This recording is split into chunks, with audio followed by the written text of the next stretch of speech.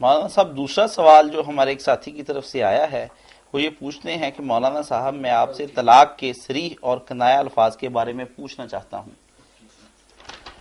طلاق کے جو صریح الفاظ قرآن مجید میں ہے نا، وہ یا طلاق ہے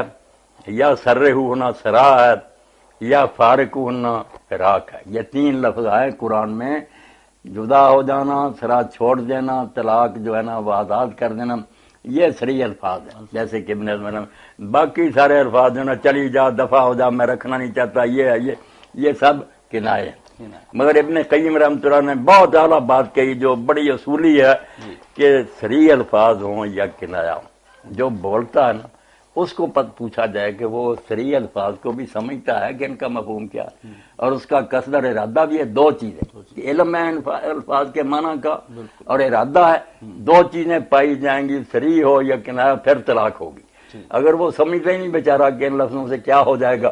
یا اس کا ارادہ نہیں، بس اس نے ویسے ہی غصے ناراضگی میں کہا، تو ایسی کوئی بات نہیں، طلاق ہوگی۔ جو ابن عباس رضی اللہ عنہ کہتے ہیں انما الطلاق عن وطر، طلاق وہ شمار ہوگی جو کسی مقصد کے تحت ہو، کہ جھگڑے لڑائیاں تھی، سب لوگ سمجھتے یار انجام یہی ہونا تھا،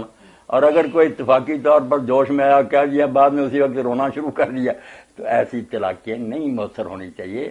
تو الفاظ صریح جو ہیں صرف تین ہیں، طلاق، سراح اور فراق، باقی سب کنائے مؤثر اسی وقت ہوں گی جب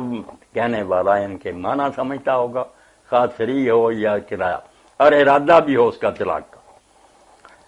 ماشاءاللہ مولانا دوسرا بعض سوال روایتیں ضعیف اس قسم کی آئی نا کہ تین باتوں میں حضر بھی جد ہے اور جد بھی حضر ہے، ہنسی مذاق میں، مگر یہ اتنی قوی نہیں کہ ان پر نا لوگوں کے اجاڑے جائیں، کمزور روایتیں۔